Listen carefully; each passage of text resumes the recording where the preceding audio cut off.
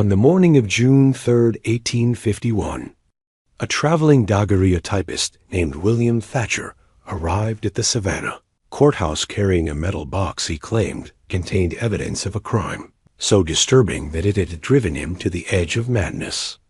Inside that box was a single photograph, a daguerreotype that showed two identical young women in expensive silk gowns, standing on either side of a black man whose hands were carefully positioned on both their swollen bellies.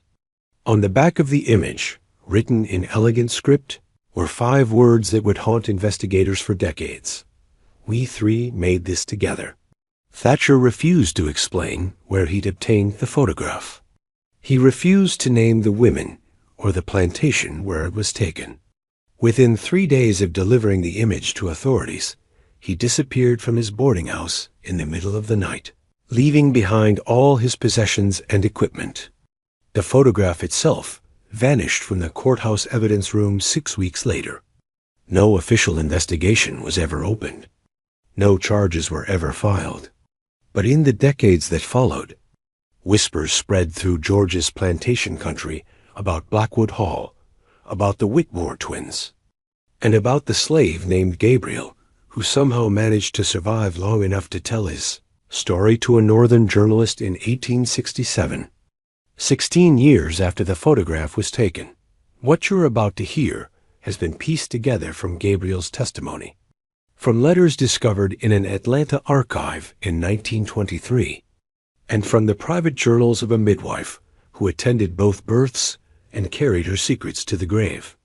This is a story about what happens when human beings are treated as property, when women are raised to view themselves as commodities, and when the only path to freedom requires destroying everything you've been taught to believe about yourself. Before we descend into the twisted history of Blackwood Hall and the Whitmore sisters, I need you to do something. Subscribe to the Sealed Room right now. Hit that notification bell. Because the stories we uncover here, the ones hidden in courthouse basements and burned letters, the ones that powerful families spent fortunes trying to erase, these are the stories that reveal the true face of American history. And leave a comment telling us where you're watching from.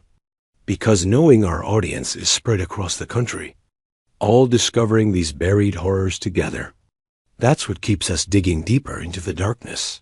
The truth about Blackwood Hall begins not with a photograph, but with a will, and with 2 sisters who learned far too young that survival meant becoming the very thing they feared most.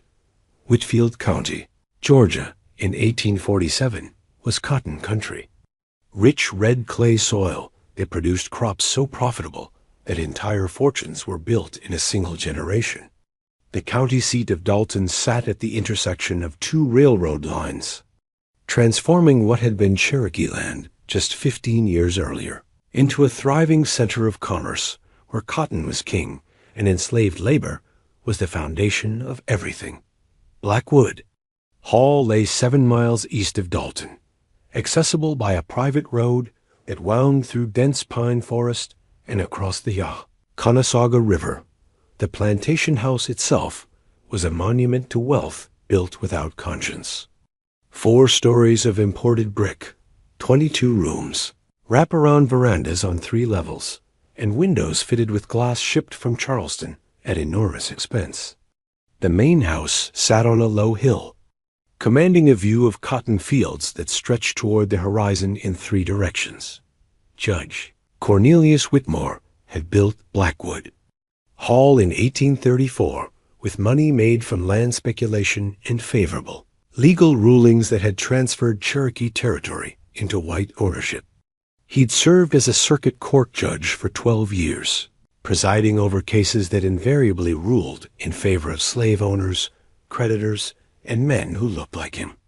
His reputation was built on being a strict constructionist when it came to the law, meaning he interpreted every statute in the way that most benefited the existing power structure. His plantation ran with the same rigid hierarchy he'd enforced from the bench.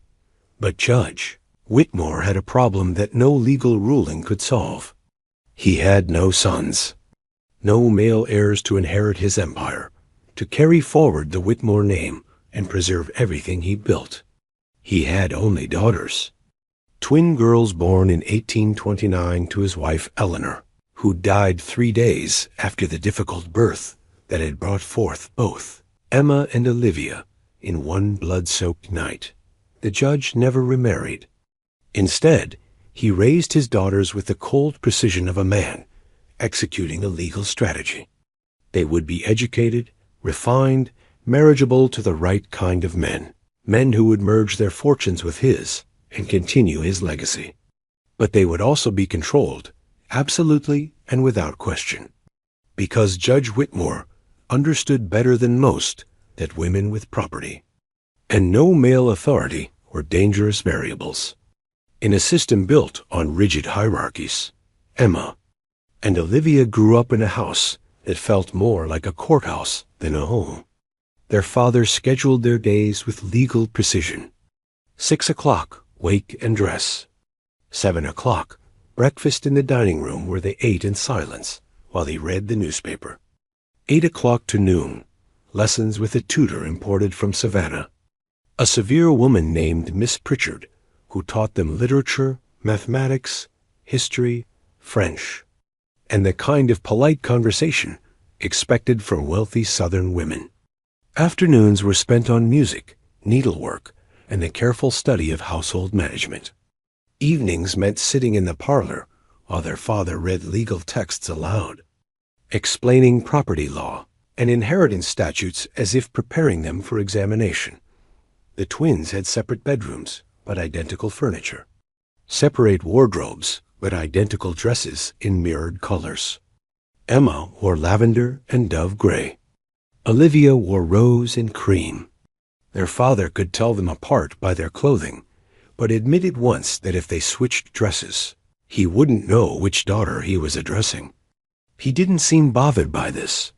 What the judge didn't realize was that his daughters were far more perceptive than he gave them credit for. By the time they were 12 years old, they'd figured out that their father saw them not as individuals, but as assets to be managed and eventually transferred to appropriate male ownership through marriage. They understood that in his mind, they were not fundamentally different from the 63 enslaved people who worked Blackwood Hall's fields and maintained its house. Everyone and everything was property. The only difference was the category of property you occupied. This understanding created in the twins something their father had never anticipated. Not rebellion, exactly, but a cold recognition that if they were going to be treated as property their entire lives, they needed to learn how property owners thought. They needed to understand the system completely before they could hope to manipulate it. So they became perfect students of their father's world. They learned not just what he taught them, but what he revealed, accidentally through his evening readings and dinner conversations with visiting planters. They learned about the legal structures that kept women subordinate and enslaved people in chains. They learned about inheritance law, about how property transferred at death, about the loopholes and exceptions that allowed clever men to protect their wealth across generations. They learned that in Georgia, in 1847, a woman could own property but couldn't control it if she was married, that everything she possessed became her husband's property the moment she spoke her wedding vows, that the only women with real autonomy were widows, and even they were subject to male relatives and legal guardians if those men chose to assert authority. The twins also learned about the other side of their father's empire, the side that existed in the slave quarters, in the cotton fields, in the spaces white people pretended not to see. Blackwood Hall's enslaved population had a particular demographic pattern, an unusually high number of light-skinned children, an unusual number of women who gave birth despite having no acknowledged partners, an unusual number of families that were kept separated, with fathers sold away shortly after children were born. Emma and Olivia weren't naive. By the time they were 14, they understood what these patterns meant. Their father was using enslaved women for his own pleasure and selling away the men who might object or the children who might one day demand acknowledgement. He ran Blackwood Hall as his personal breeding operation, increasing his property value while satisfying his appetites, all with the legal protection that prevented enslaved people from testifying against white men. The twins never discussed this with each other, not directly, but they developed a private language of glances and gestures that communicated what they couldn't say aloud. When their father praised a particular slave woman for being well-formed or fertile stock, Emma and Olivia would exchange a look that contained volumes. When he sold a 10-year-old boy to a trader from Alabama, claiming the child had a defiant temperament, the twins watched silently from an upstairs window, their hands clasped together so tightly their knuckles went white. They were learning to hate their father. But more than that, they were learning to hate the entire system that gave him the power to destroy lives with a signature on a bill of sale. The spring of 1847 brought changes to Blackwood Hall. Judge Whitmore turned 58, and his health began to fail. Not dramatically, not in ways that would force him to slow down, but in small signs that accumulated like water-eroding stone. A persistent cough that lasted through February and March. Fatigue that made him cancel evening social engagements. A grayness to his complexion that no amount of rich food seemed to remedy.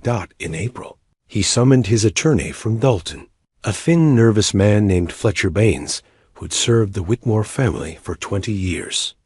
They spent 3 days locked in the judge's study, emerging only for meals. On the 4th day, Baines departed with a leather case containing freshly signed documents.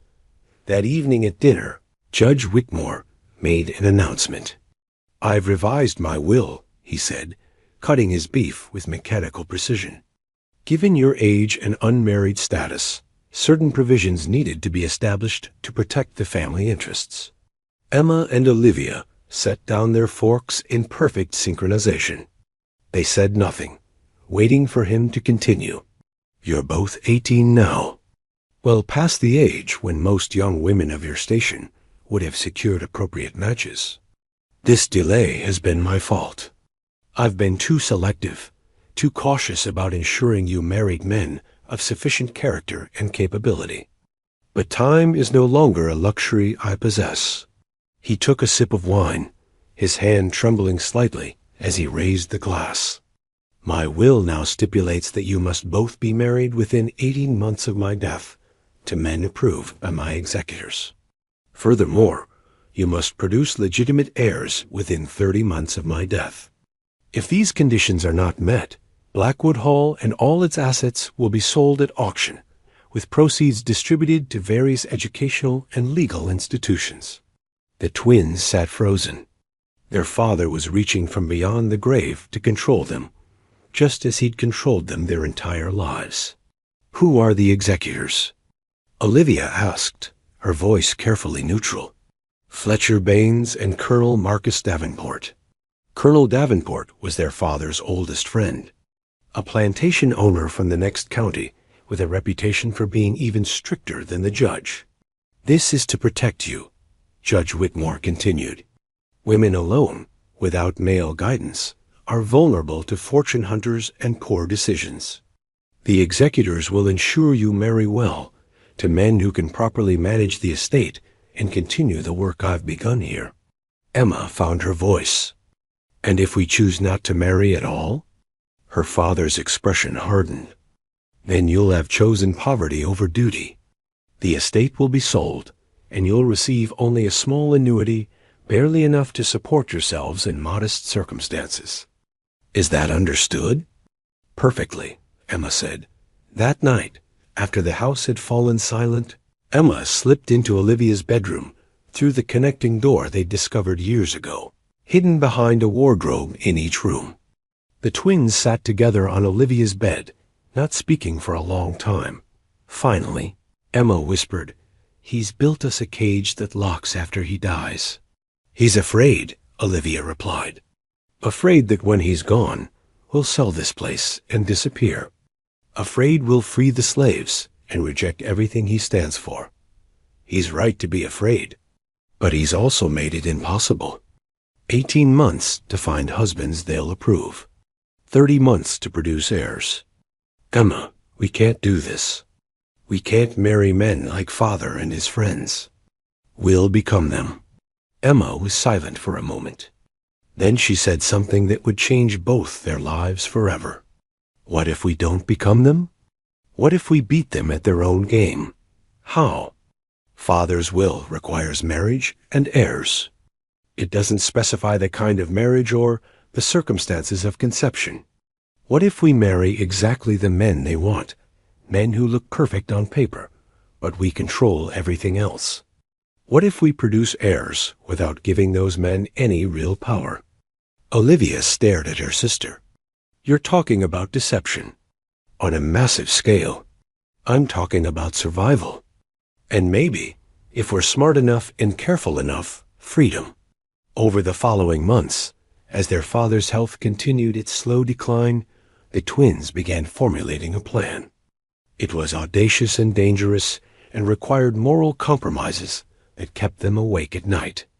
But it was also the only path they could see that didn't end with them trapped in marriages that would destroy them. They would need several elements to succeed. Compliant husbands, men desperate or weak enough to be controlled. Medical privacy, which meant finding a reason to keep doctors and midwives under their authority. And most crucially, they would need someone they could trust absolutely. Someone with as much to lose as they did. Someone who would understand that their scheme was the only alternative to destruction. They found him in October of 1847. At the slave auction in Dalton, Judge Whitmore had sent word that he wanted to purchase additional field hands before cotton harvest. The twins accompanied him, ostensibly to observe and learn about property evaluation. In reality, they were looking for something specific. The auction proceeded with its usual grim efficiency. Families separated, children sold away from mothers, men and women examined like livestock. The twins watched it all with faces that revealed nothing. But inside they were cataloging every horror, every casual cruelty, every moment that revealed the system's true nature. Then, midway through the afternoon, something unusual appeared on the auction block. A male slave, approximately 25 years old, who'd been trained as a carpenter and blacksmith. But more than that, he'd been taught to read and write by his previous owner, a schoolteacher from Athens who died suddenly of fever. Name's Gabriel, the auctioneer called out. Good with his hands, got his letters, no history of running or rebellion. Starting bid, $1,200. Gabriel stood on the platform with a posture that was neither defiant nor submissive. His eyes scanned the crowd with an intelligence that most of the buyers found unsettling. Educated slaves were risky investments. Everyone knew that. Give them books, and they started getting ideas. But Emma saw something else in Gabriel's face. She saw calculation, assessment, survival instincts honed by years of navigating impossible situations. And she knew, with sudden certainty, that he was exactly what they needed. Bid, she whispered to her father. Judge Whitmore frowned. We need field hands, not educated house slaves. Bid anyway. He can teach the others basic mathematics. Help Mr. Preston with the accounts. You're always saying Preston makes too many errors. The judge considered this. Having a slave who could handle bookkeeping would free up time he currently spent reviewing the plantation manager's work. 1,500, he called out. The bidding climbed. Another planter wanted Gabriel, saw value in having someone who could read contracts and manage inventories. But Judge Whitmore's reputation as a man who got what he wanted preceded him. At $1,800, the other bidder dropped out. Gabriel was delivered to Blackwood Hall 3 days later. He arrived on foot, walking the 7 miles from Dalton with his few possessions in a cloth sack. The plantation manager, a hard man named Preston with a face like weathered leather, met him at the main gate. You'll be working in the carpentry shop, Preston said, not unkindly. Judge wants some furniture built for the main house. Needs repairs on the mill buildings. You'll live in the workshop, not the quarters. And you'll be teaching basic reading to some of the house staff. Judge's orders. You understand? Yes, sir, Gabriel said. His voice was educated, carefully neutral. One more thing. The judge's daughters will be overseeing your work directly. You'll report to them about the accounts and the furniture projects. You're to be respectful and obedient. They're young women, but they speak with the judge's authority. Clear? Clear. What Preston didn't know was that Emma and Olivia had specifically requested this arrangement. They'd convinced their father that supervising Gabriel's work would teach them about estate management, preparing them for their eventual roles as plantation owners through marriage. The judge, pleased that they were finally showing interest in practical matters, had agreed. Emma and Olivia first met Gabriel alone 3 days after his arrival. They sent for him in the afternoon, when their father was napping and the house staff were occupied with their tasks. He entered the judge's study where the twins waited, and for a long moment no one spoke. Finally, Emma said, "Close the door." Gabriel hesitated, then complied. Every instinct he'd developed for survival was screaming that this situation was dangerous. 2 white women, alone with an enslaved man in a closed room. This was exactly the kind of scenario that got black men hanged. "You can read and write," Olivia said. "Not a question." "Yes, ma'am." "You were owned by a schoolteacher." "What did you learn?" Gabriel chose his words carefully. "Reading, writing, arithmetic. Some history and geography. Whatever Mr. Foster thought might be useful." Emma circled him slowly, appraising. "And what do you think of this situation? Being purchased by Judge Whitmore, brought to Blackwood Hall, told you'll be teaching others? I think I've been bought by a powerful man, and I'll do the work required of me, ma'am." "That's not what I asked." For the first time, Gabriel allowed a flicker of something other than careful deference to cross his face. "I think Judge Whitmore bought someone educated because it serves his purposes. I think I'll be here as long as I'm useful. And I think this conversation is far stranger than any I expected to have in this house." The twins exchanged glances. Then Emma made a decision that would bind all 3 of them to a conspiracy that had no precedent in Georgia history. "We need to know if you can keep a secret," she said quietly. "Not a small secret. A secret that could get all of us killed if it was ever discovered." Gabriel's throat went dry. "What kind of secret?" "The kind that involves you helping us subvert our father's will, deceive his executors, and create heirs that will look legitimate, but give us complete control over this plantation. The kind that requires you to father children with both of us, while we're married to other men." The room spun. Gabriel stared at the twins, searching for any sign that this was some kind of test, a trap designed to catch him saying something that could be used as grounds for punishment. "You're insane," he whispered. "They would kill me, hang me and burn my body." "You know that." "Which is why no one can ever know," Olivia said. "Which is why you'll be protected absolutely, hidden completely, and eventually freed with enough money to start a new life far from Georgia. You're asking me to risk everything on your promises. Promises you could break the moment you have what you want."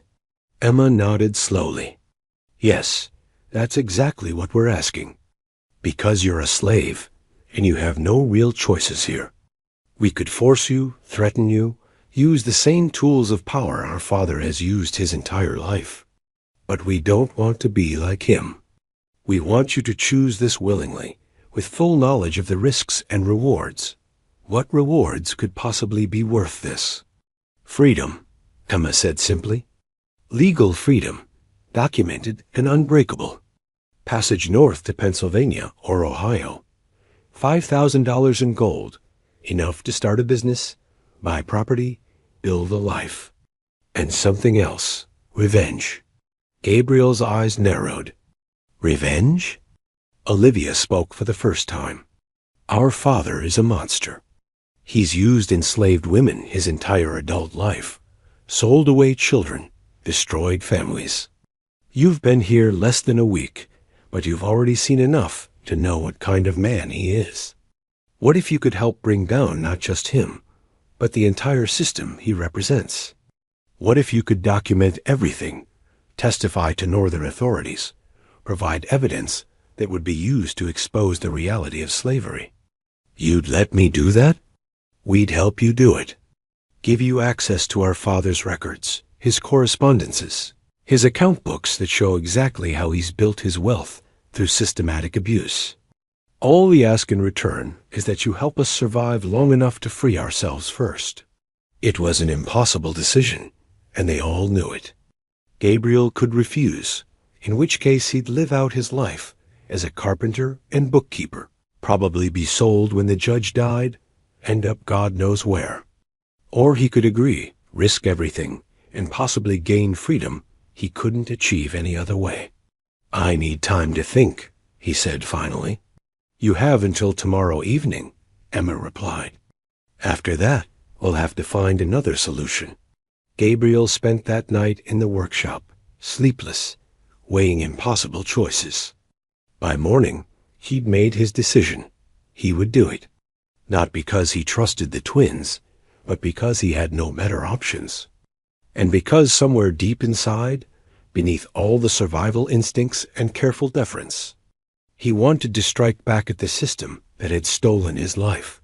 The next evening, he returned to the study and said one word, yes. The twins nodded, and Emma pulled out a document she'd written in her own hand. It detailed everything, the plan, the promises, the protections. It had no legal weight. A contract between white women and a slave could never be enforced, but it existed as a statement of intent. One more thing, Gabriel said before they concluded. If we're doing this, if I'm risking my life, I want to know everything. Your father's papers, his accounts, all of it. I want to understand exactly what kind of man he is and what kind of system created him. The twins considered this. Giving Gabriel unrestricted access to their father's private documents was dangerous, but refusing might create exactly the kind of resentful compliance they needed to avoid. Agreed, Olivia said, but you'll study them here and under our supervision. Nothing leaves this house without our knowledge. Acceptable. And with that, 3 people bound themselves to a conspiracy, so audacious that it could only succeed if absolutely everything went according to plan. In 1847 Georgia, nothing ever went according to plan. Judge Cornelius Whitmore died on January 9, 1848. 3 months after Gabriel agreed to the conspiracy, they would either free or destroy all of them. The official cause of death was recorded as apoplexy, a sudden hemorrhage that struck him down while he was working in his study. He was found slumped over his desk by a house servant at 7 in the morning. His skin already cold, his eyes staring at papers he'd been reading about a legal case concerning runaway slaves. Dr. Samuel Hendricks arrived from Dalton within 3 hours and examined the body with a kind of cursory attention. Doctors gave to cases where the cause of death seemed obvious.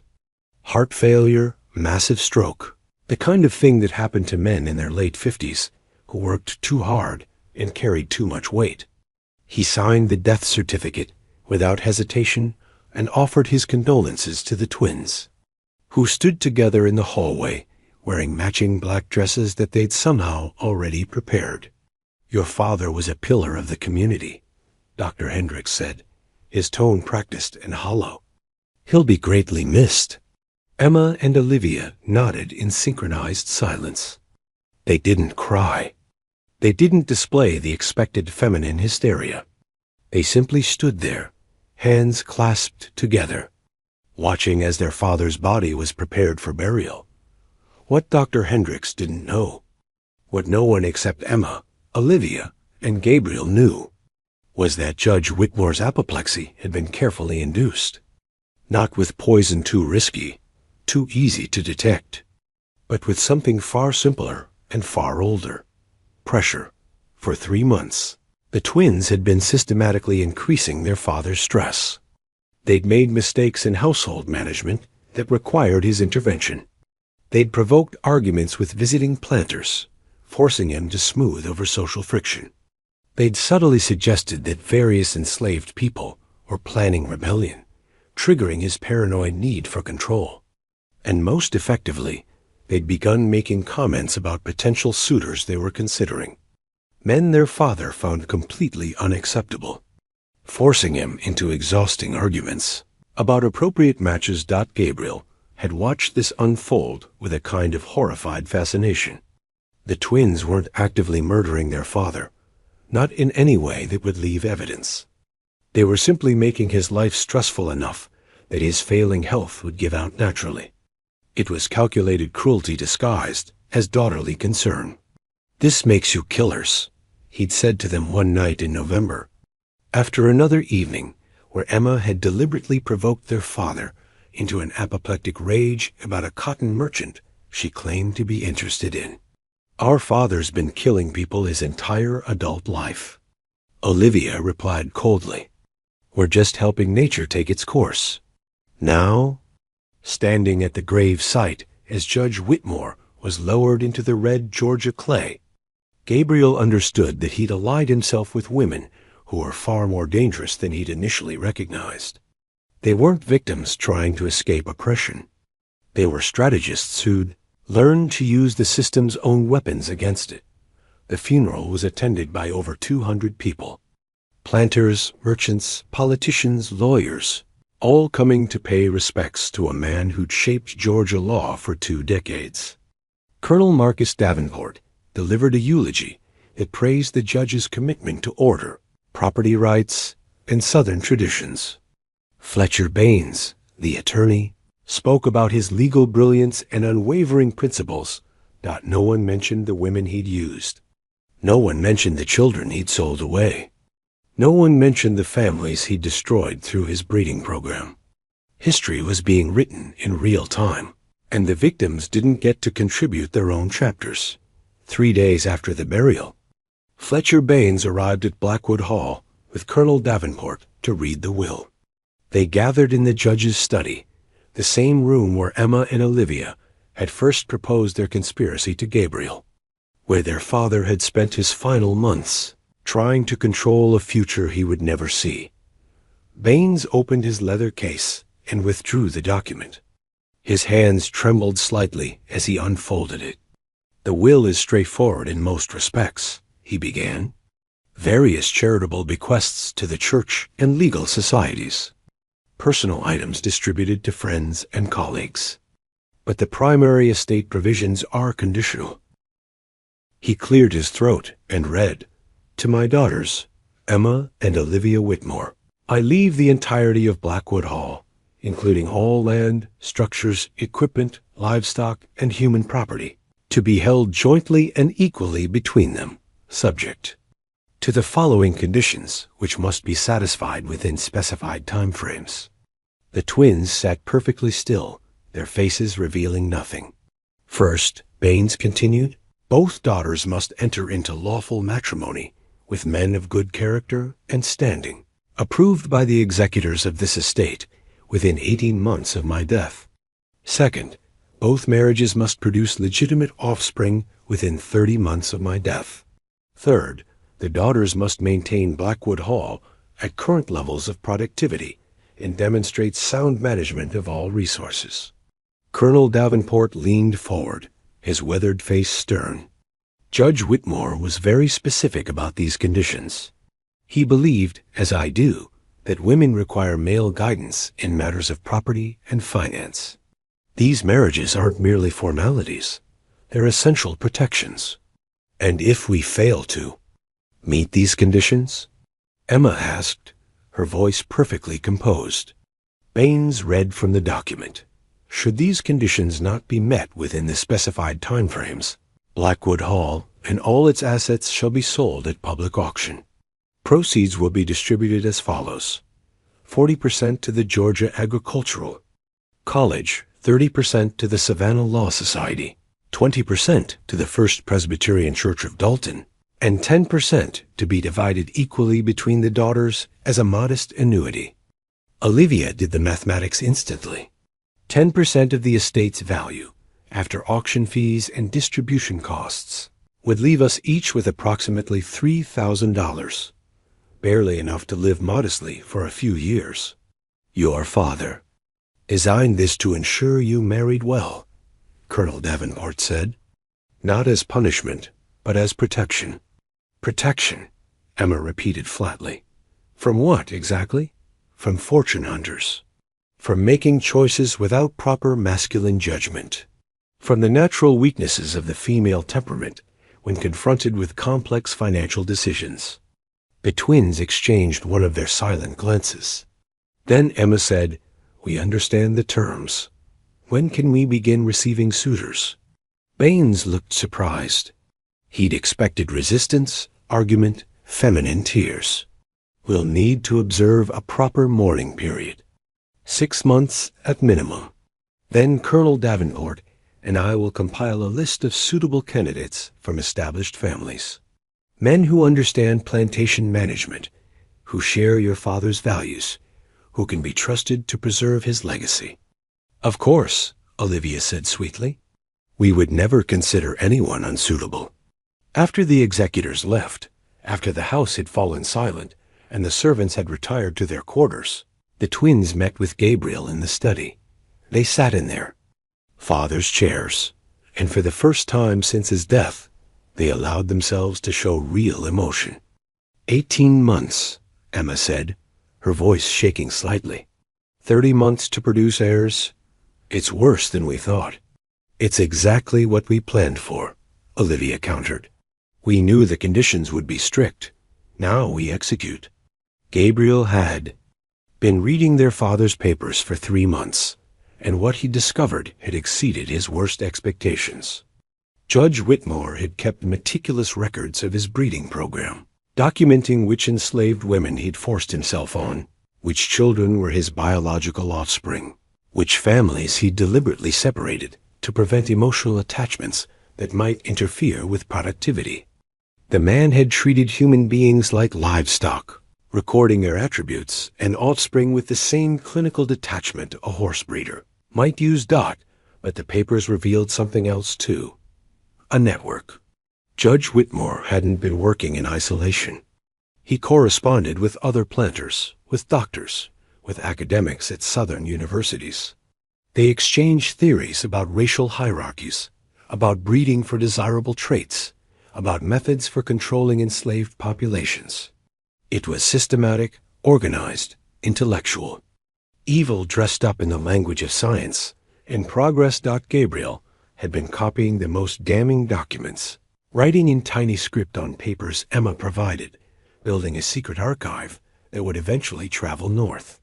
But he'd also been learning about the Whitmore family's finances, their debts, their vulnerabilities.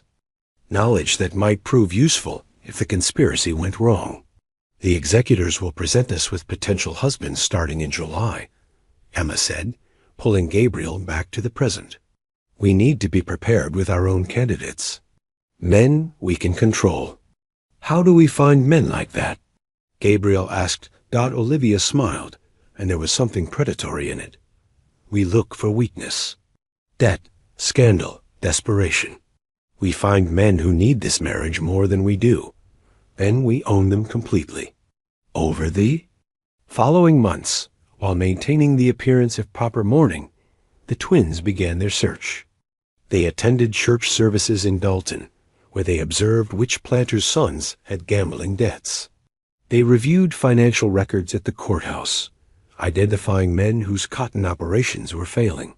They listened to gossip from their house staff, who heard everything that happened in Whitfield County through the network of enslaved people who moved between plantations. By May, they had compiled a list of 3 potential candidates. The first was Richard Thornton, 32 years old, whose father had died, leaving him with a plantation mortgaged beyond its value. Richard was desperate to marry into money before his creditors forced a sale. The second was James Westbrook, 47, a widower whose first wife had died childless. He needed heirs to prevent his property from passing to a nephew he despised.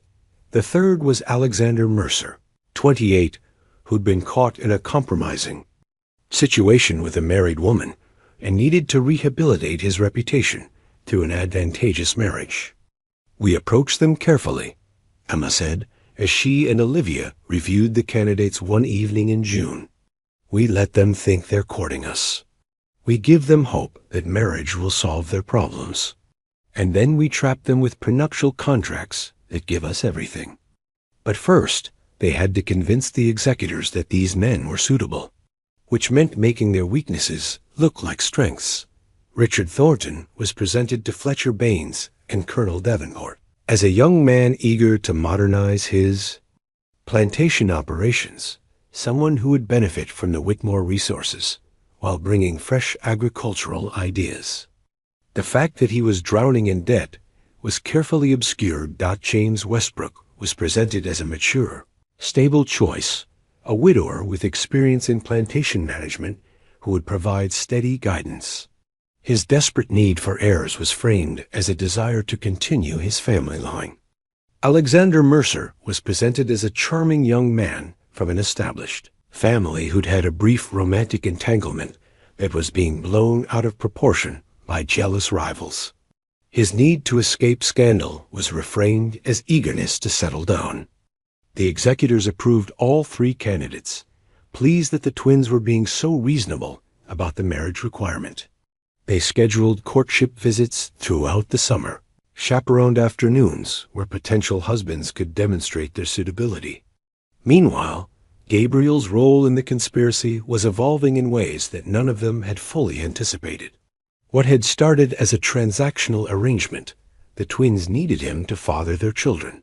He needed freedom, was becoming something far more psychologically complex. Emma was the first to acknowledge the emotional dimension. One night in July, after a particularly exhausting day of entertaining Richard Thornton's tedious conversation about cotton prices, she came to the workshop where Gabriel lived and worked. "I need to talk to you," she said quietly, "about what's going to happen between us." Gabriel set down the chair leg he'd been sanding. "I thought we'd established that already. When the time is right, we do what's necessary to create pregnancies. Then we pretend the husbands are the fathers. It's not that simple." Emma moved deeper into the workshop, her pale dress ghostly in the lamplight. "Gabriel, I need you to understand something. I've never been with a man. Neither has Olivia. Our father controlled every aspect of our lives, including who we could speak to, who could visit. We have no experience with physical intimacy. I'm not sure I'm the right person to be having this conversation with. You're the only person, because you're the one who's going to." She trailed off, unable to complete the sentence. Gabriel understood then. The twins might have been raised as property owners' daughters, educated and refined, but they were as trapped and inexperienced as any enslaved woman on the plantation. The difference was that they were trying to reclaim agency through this conspiracy, trying to choose their circumstances rather than having them forced upon them. "We'll figure it out," he said finally. "When the time comes, we'll take it slowly. I'm not going to hurt you, Emma. That's not who I am." "How can I know that? How can I trust anyone in this situation?" "You can't," Gabriel admitted. "That's the truth. You're asking me to do something that goes against every survival instinct I've developed. I'm asking you to keep promises that you have no legal obligation to honor. We're both taking impossible risks based on nothing but desperation and hope." Emma was silent for a long moment. Then she said something that changed the nature of their arrangement entirely. "What if it's more than desperation? What if I actually want this, not just as a strategy, but as a choice? What if I'd rather have a child with you, someone who's intelligent and kind, and understands what it means to survive impossible circumstances, than with Richard Thornton or any of the men the executors think are suitable?" Gabriel felt the ground shift beneath him. This was no longer a simple transaction. Emma was suggesting something that was infinitely more dangerous. Actual desire, actual choice, actual intimacy in a situation where none of those things should exist. "Don't," he said quietly. "Don't make this into something it can't be. I'm enslaved. You own me. There's no relationship possible between us that isn't fundamentally distorted by power. I know, but I still needed you to hear me say it." Emma left the workshop that night, and Gabriel sat alone in the darkness, trying to understand what had just happened. He'd expected the twins to treat him as a tool, an instrument for achieving their goals. Instead, he was discovering that they were just as trapped and confused as he was, trying to navigate a system that dehumanized everyone it touched. The courtships proceeded throughout July and August. Richard Thornton visited twice a week, bringing flowers and compliments that barely concealed his desperation. James Westbrook came on Saturdays, speaking ponderously about proper management techniques and his desire for sons. Alexander Mercer arrived unannounced one afternoon, charming and handsome, and clearly accustomed to getting what he wanted. The twins performed their roles perfectly, being gracious, interested, appropriately modest. And all the while, they were negotiating the prenuptial contracts that would protect their authority. Richard Thornton signed everything Emma put in front of him, agreeing that she would maintain sole management of Blackwood Hall and that he would receive an annual stipend, but no decision-making power. He needed the marriage to save him from bankruptcy. The terms were irrelevant. James Westbrook required more persuasion. He believed marriage meant masculine authority, and he initially balked at the contract's provisions. But Olivia was strategic. She suggested that the arrangement would be temporary, just until the estate was settled and they'd produced heirs. She lied beautifully, and Westbrook believed every word. Alexander Mercer was the most problematic. He wasn't desperate enough to accept everything without question. He wanted real power, real authority over the plantation. Emma spent weeks negotiating with him, finally securing his agreement by suggesting that once children were born, the contracts could be renegotiated. Another lie, perfectly delivered. By September, both weddings were scheduled. Emma would marry Richard Thornton on October 15th. Olivia would marry James Westbrook on November 3rd. The executors were delighted. Everything was proceeding exactly as Judge Whitmore had intended, except nothing was proceeding as intended. Behind the wedding preparations, Gabriel and the twins were carefully orchestrating the conspiracy's most dangerous phase, the physical encounters that would create pregnancies while the husbands remained oblivious. Gabriel and Emma's first night together happened in late September, 3 weeks before her wedding to Richard Thornton. They met in the workshop after midnight, when the entire plantation was asleep. Emma arrived trembling, not from cold, but from fear and anticipation and the weight of what they were about to do. Gabriel had set out blankets on the floor, created a space that was as private and comfortable as possible given the circumstances. "We don't have to do this tonight," he said gently. "We can wait. No, I want it to be my choice. Before I'm married, before everything becomes even more complicated, I want to choose this one thing." What happened between them that night was tender and awkward and suffused with the terrible knowledge that it could never be anything more than what it was: stolen intimacy in a society that would kill them both if discovered. But it was also real in a way that nothing else in their lives had been. For a few hours, they weren't owner and enslaved, conspirator and instrument. They were just two people trying to find gentleness in a world built on cruelty. Afterward, Emma cried, not from pain or regret, but from the sudden realization of how profoundly lonely she'd been her entire life. Gabriel held her and said nothing, because there were no words adequate to the moment. They met 3 more times before her wedding, establishing the physical intimacy that would eventually create the pregnancy they needed. And each time, the emotional complexity deepened in ways neither of them knew how to navigate. Olivia's encounters with Gabriel began in October, a week after Emma's wedding to Richard Thornton. Olivia approached the situation with her characteristic calculation, treating it as another problem to be solved efficiently. But Gabriel could see the fear beneath her composure, the same terror Emma had carried. "My sister says you were kind to her," Olivia said their first night together. "I need you to understand that I don't expect kindness. I expect you to do what's necessary to create a pregnancy, and then we'll maintain our distance. That's not how this works, Olivia. I can't just treat you like a breeding moray. I'm not your father." The comment struck deep. Olivia's facade cracked, and for the first time, Gabriel saw past the cold strategist to the frightened young woman underneath. "I don't know how to be vulnerable," she whispered. "I don't know how to trust anyone. All I know is control and strategy and fear." "Then let's start there. Let's start with honesty. This is terrifying for both of us. We're violating every social rule, risking our lives, engaging in intimacy that should never exist given the circumstances. But we're also both trapped in situations we didn't choose, trying to survive the only way we know how." Olivia nodded slowly, and in that moment of shared honesty, something shifted between them two. By the time Olivia married James Westbrook on November 3rd, she and Gabriel had established their own rhythm of careful intimacy. Different from what he shared with Emma, Olivia remained more guarded, more controlled, but real nonetheless. The weddings themselves were elaborate performances. Emma stood beside Richard Thornton and spoke her vows with perfect composure, while knowing she was already pregnant with another man's child.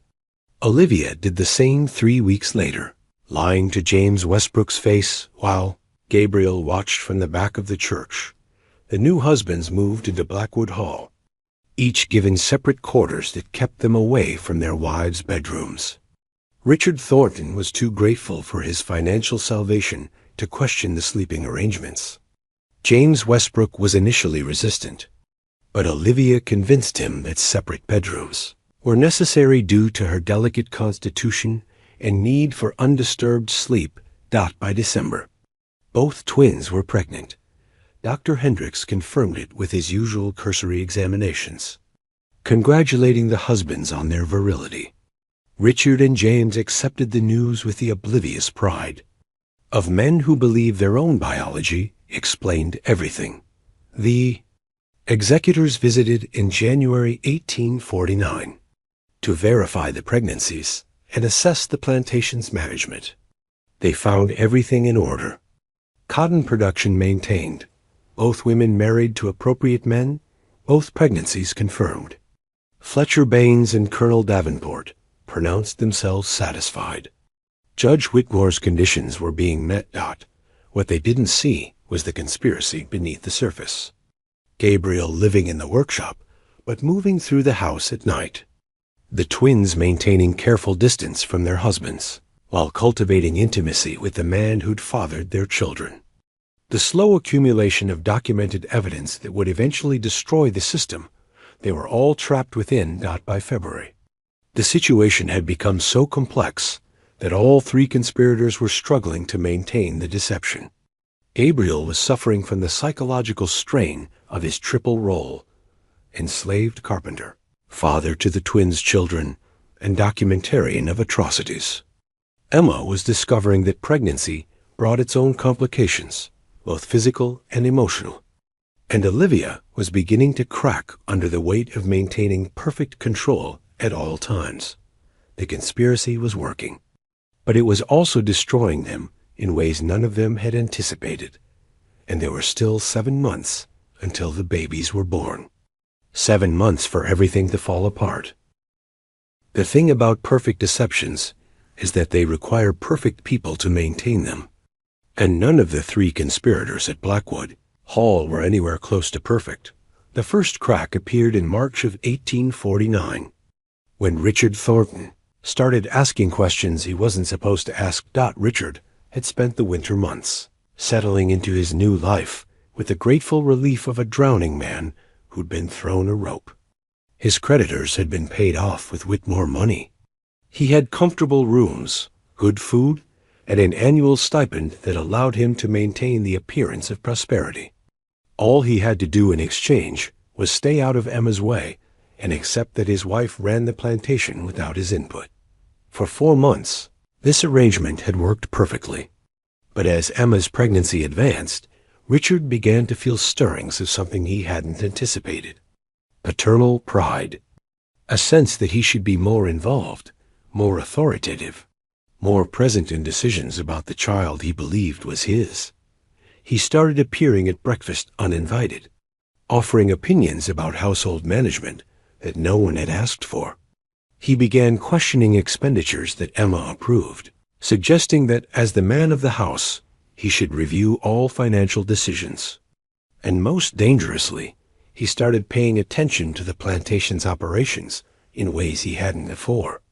I noticed that carpenter, Gabriel, has remarkable access to the main house, he mentioned one evening in mid-March. During one of the formal dinners, the household maintained for appearances. He's in and out at all hours. Seems unusual for a slave, doesn't it? Emma's hand tightened on her fork, but her voice remained perfectly calm. Gabriel manages the household accounts and coordinates repair work. His access is necessary for those duties. Still, a male slave with such freedom, especially around women your condition. People might talk. People always talk, Olivia interjected smoothly.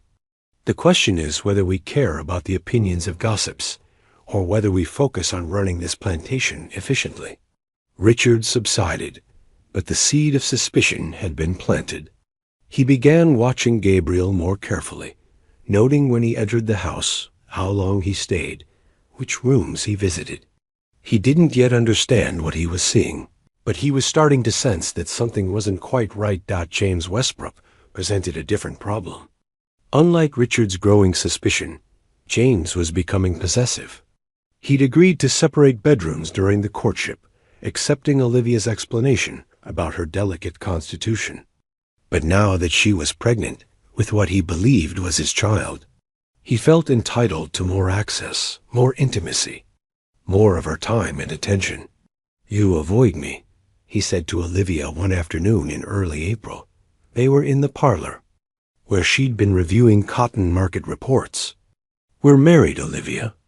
We should be spending time together, preparing for our child's arrival. I'm not avoiding you. James, I'm managing an estate that requires constant attention, an estate that I should be helping you manage. I may have agreed to certain arrangements before the marriage, but circumstances have changed. You're with child. You need rest, not the stress of plantation business." Olivia set down her papers and looked at him with the kind of cold assessment that would have warned off anyone more perceptive. "The arrangements we agreed to haven't changed. You knew the terms when you signed the contract. Contracts can be renegotiated. I've been speaking with Colonel Davenport, and he agrees that a woman in your condition shouldn't be bearing the burden of management decisions. He suggested that I take a more active role, with his guidance, of course." This was exactly what the twins had feared. The executors still had authority over the estate until the children were born and the inheritance was finalized. If Davenport decided that the husbands should have more control, he had the legal power to enforce that decision. That night, Emma, Olivia, and Gabriel met in the study after the house had gone silent. The stress of maintaining their deception was starting to show on all of them. Emma looked exhausted, her pregnancy making her uncomfortable and irritable.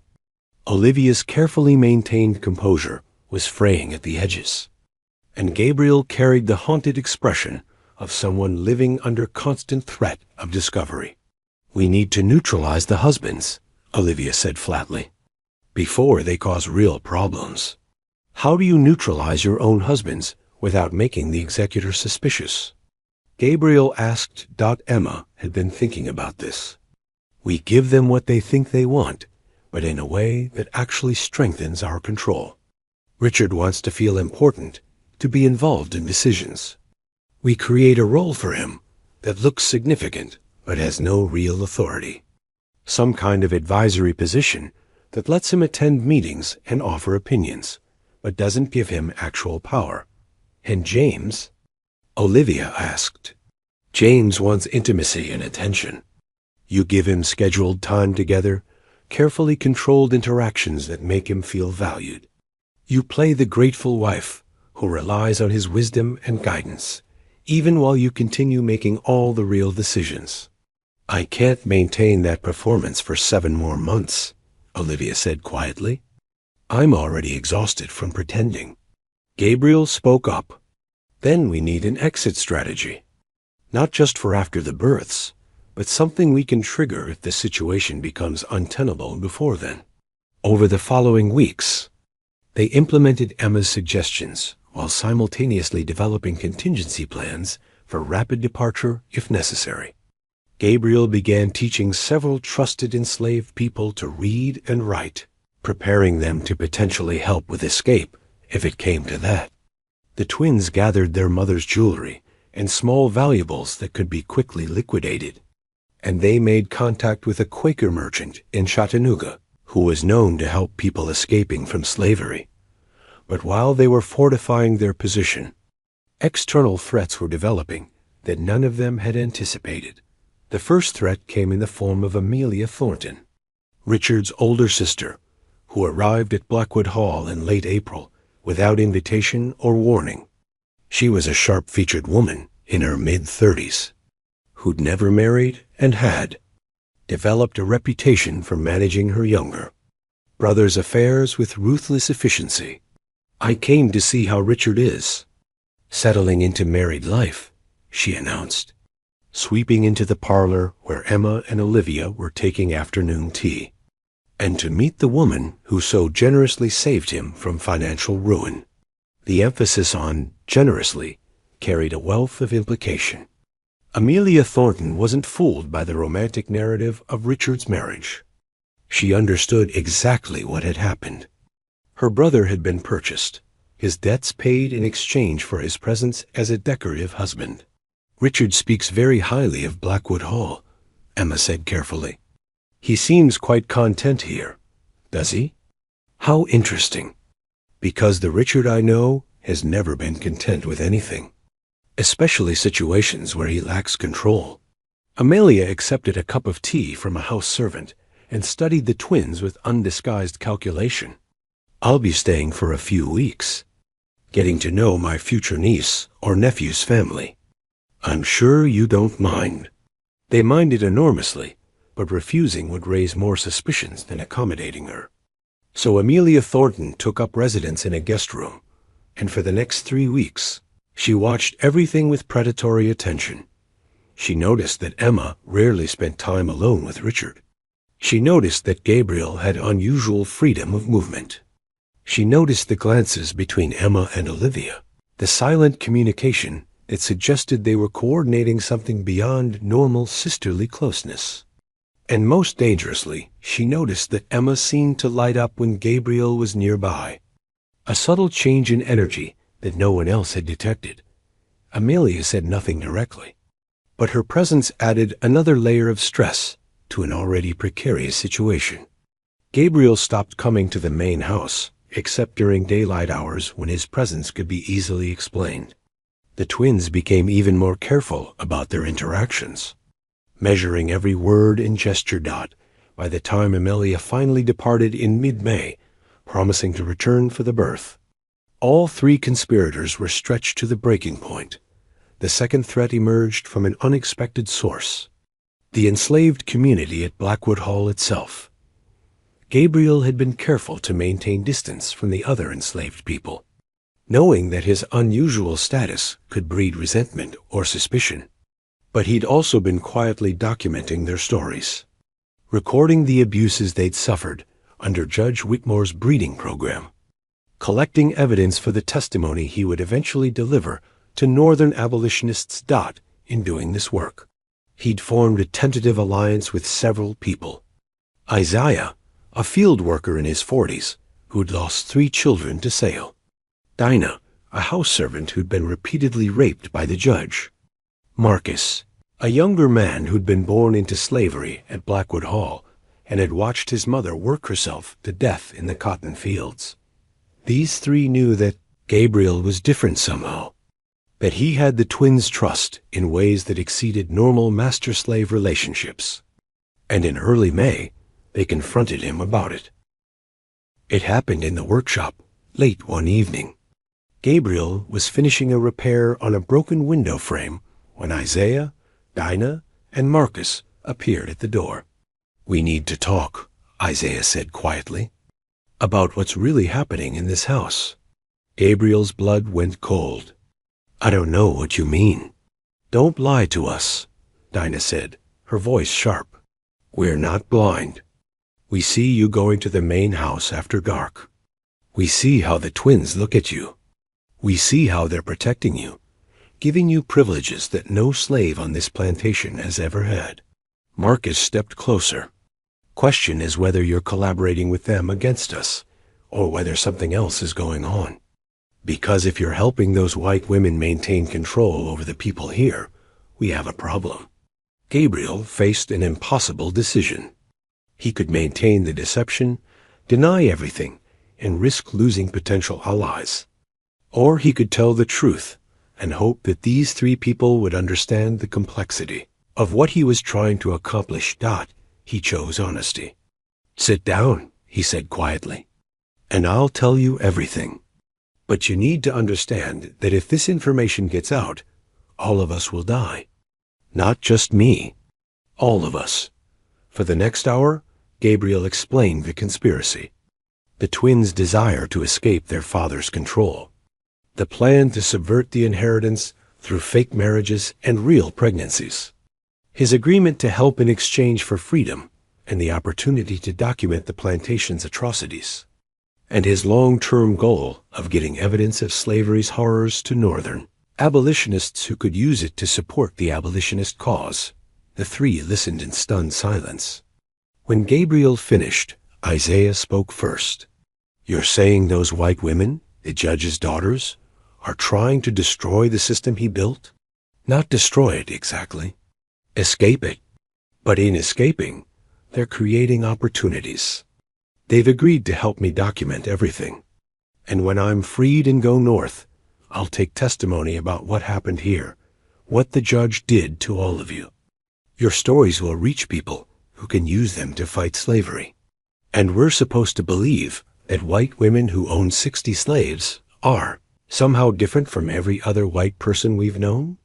Dinah's skepticism was evident. "They're not different," Gabriel admitted. "They're damaged by the same system that damaged all of us. But they're trying to be better than their father. Whether that matters to you, whether you choose to help or expose us, that's your decision." "I can't control it." Marcus asked the critical question. "What happens to the people here after you're free? After the twins have secured their inheritance? Do they keep us enslaved, or do they free us too?" "I don't know," Gabriel said honestly. "We haven't discussed it. The plan only extends to securing their control and getting me north." "Then your plan is incomplete," Isaiah said, "because we're not helping you escape while leaving everyone else here in chains. If you want our silence, if you want our cooperation, you need to make freeing the people here part of the arrangement." Gabriel knew this was the right demand. But he also knew that asking the twins to free 63 enslaved people would complicate an already dangerous conspiracy.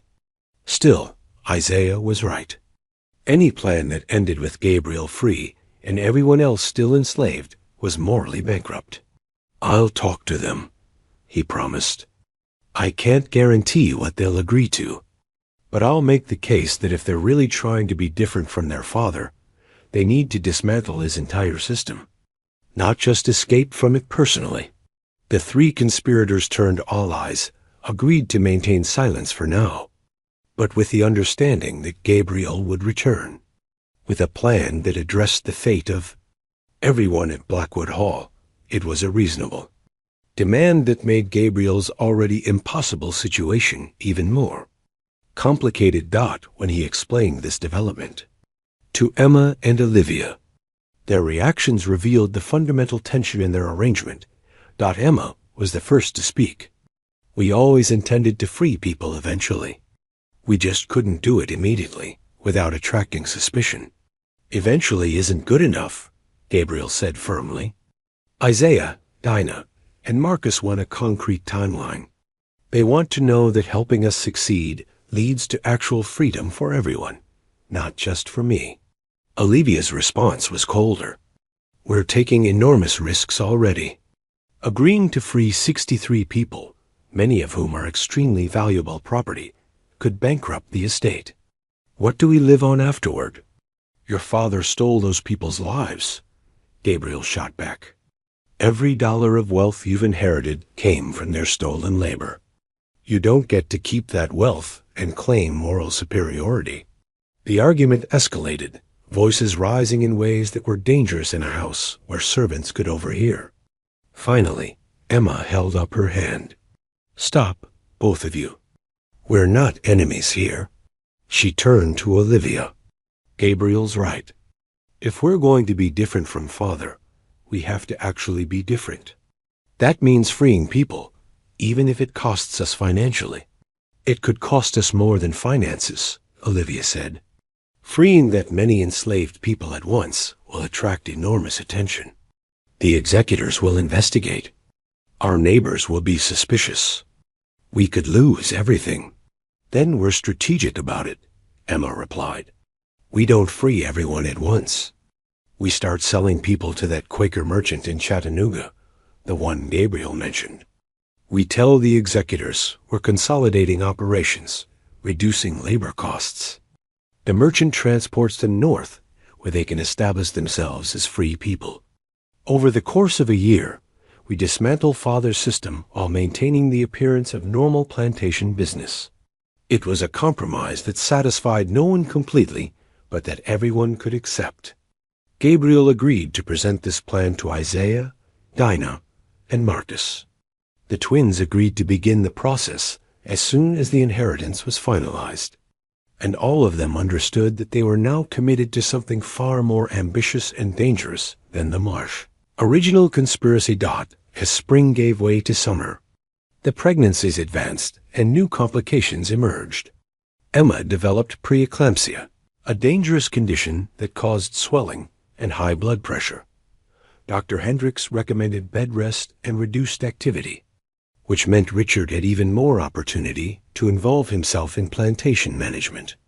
Olivia's pregnancy proceeded more smoothly, but she was struggling psychologically, experiencing mood swings and anxiety that made maintaining her careful composure increasingly difficult.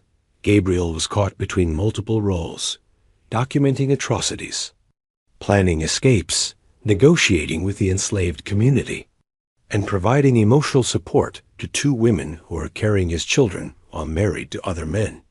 The psychological strain was manifesting in physical symptoms. He lost weight, developed insomnia, and began having nightmares about being discovered and hanged while the twins watched helplessly in late June. Everything nearly fell apart. Richard Thornton, who'd been watching Gabriel for months, finally voiced his suspicions directly. It happened during dinner, with Emma, Olivia, James, and a visiting merchant from Atlanta all present. I've been meaning to ask, Richard said, his voice deceptively casual. How exactly did Gabriel come to work so closely with you ladies? It's unusual for a male slave to have such intimate access to the household. Emma felt her pulse quicken, but kept her voice steady. Gabriel handles accounts and coordinates repairs. His education makes him valuable for those tasks. Certainly. But I've noticed he has keys to the house, that he comes and goes at unusual hours, that you both seem to defer to him in small ways. It creates an appearance that some might find troubling. The table went silent. James Westbrook looked up from his plate, suddenly interested. The visiting merchant studied his wineglass, uncomfortable with the direction of conversation. Olivia intervened before Emma could respond. Are you suggesting something improper, Richard? Because if you're implying that my sister or I would engage in inappropriate conduct with an enslaved man. You should say so directly, rather than dancing around accusations." Her tone was ice over steel, and it had the desired effect. Richard backpedaled immediately. "No, of course not. I'm simply saying that appearances matter. People gossip. We should be mindful of how things look. Then we should be mindful of how it looks when a husband questions his wife's judgment in front of guests," Emma said softly, but with unmistakable warning. "That creates appearances too, Richard. Unflattering ones." The dinner continued in tense silence. But after the guests had departed and the husbands had retired, the twins met with Gabriel in the study. "He knows something," Emma said, her hands shaking. "Maybe not everything, but enough to be dangerous." "What do we do?" Olivia asked. "We can't get rid of him without raising massive suspicions. The executors would investigate. They'd look at the financial arrangements, the prenuptial contract. They might discover everything." Gabriel had been thinking about this problem for weeks. "We don't get rid of him.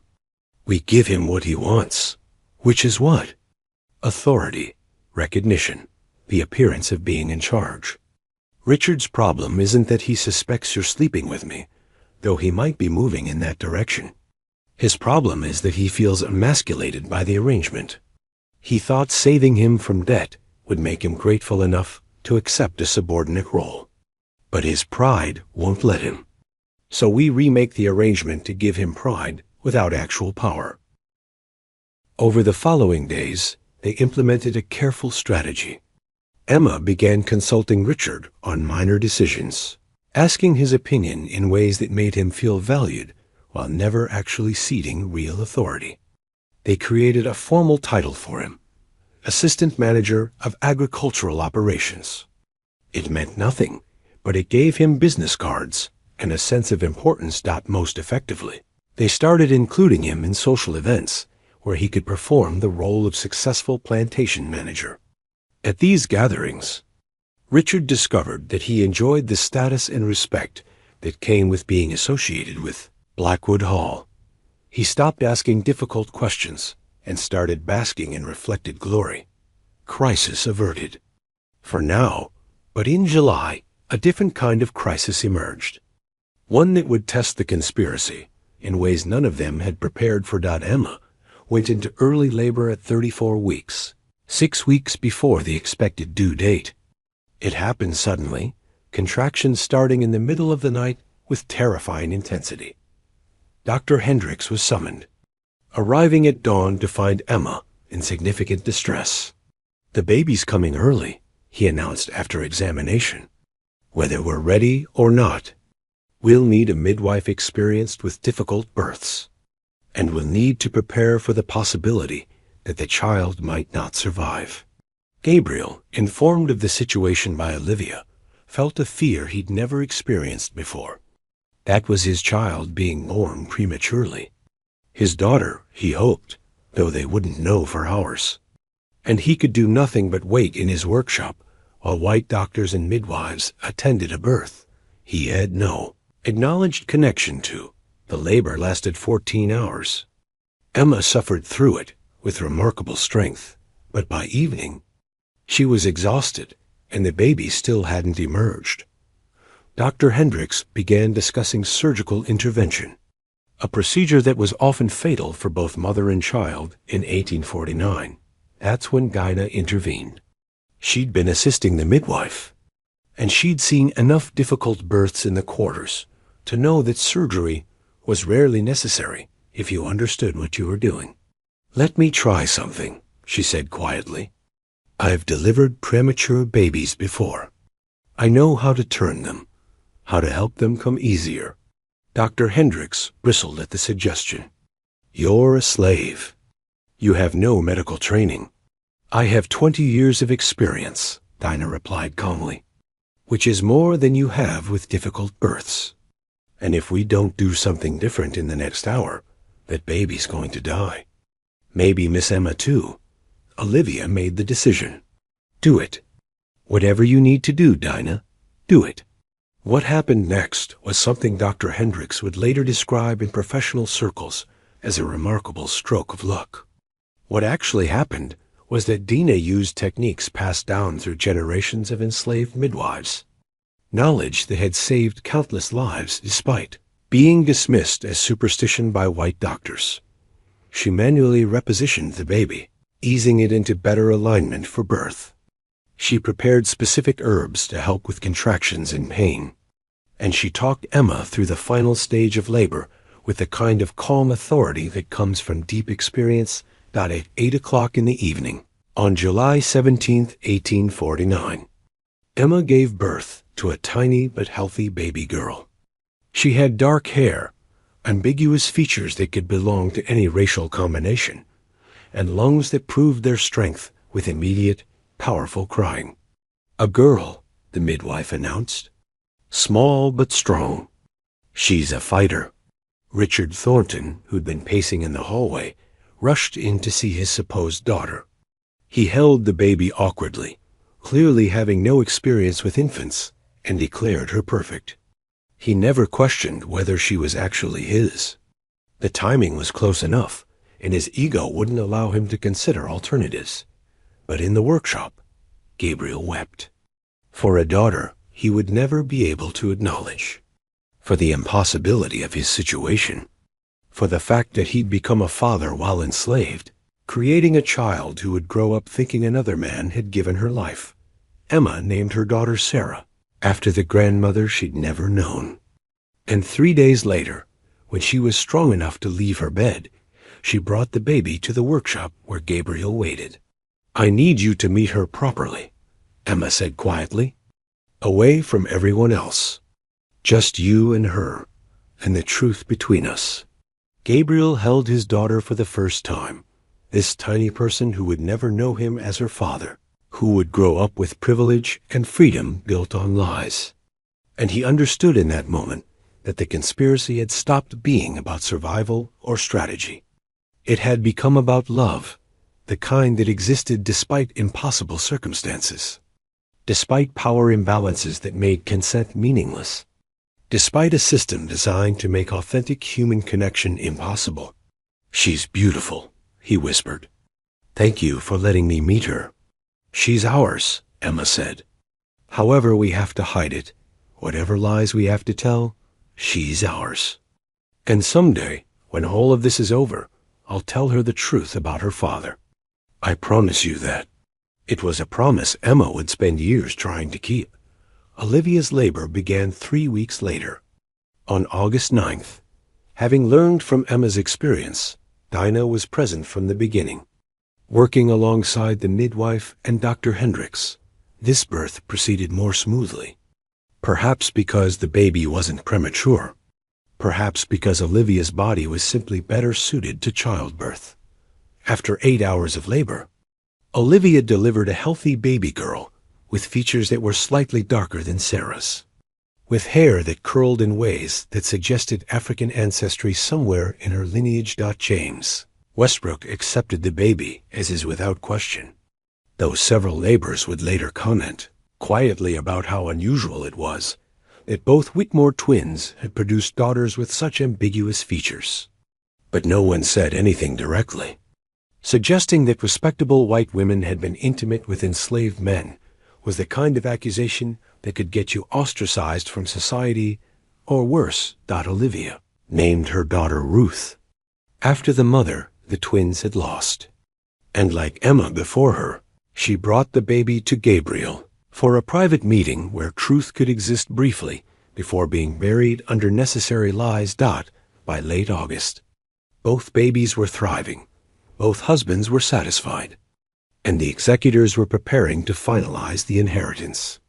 Judge Whitmore's conditions had been met.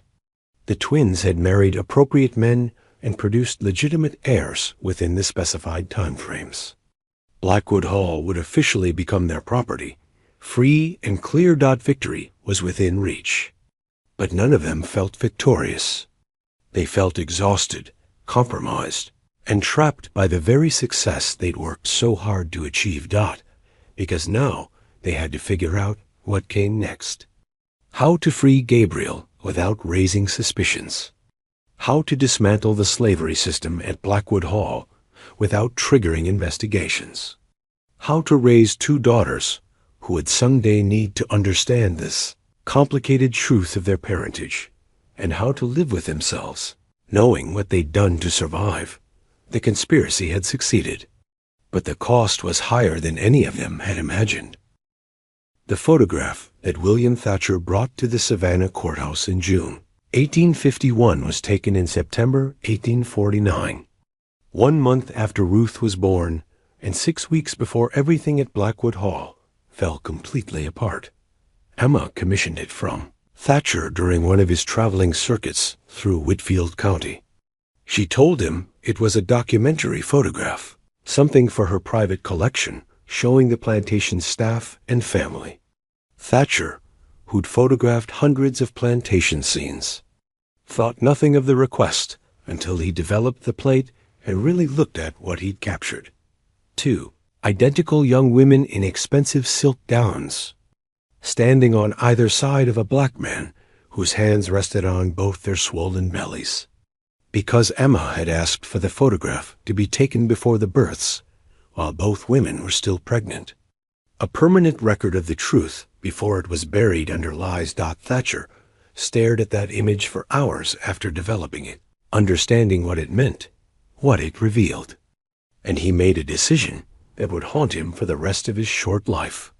He made 2 copies. One he delivered to Emma as commissioned. The other he kept, hidden in his equipment case, evidence of something he didn't fully understand, but knew was significant. But I'm getting ahead of the story.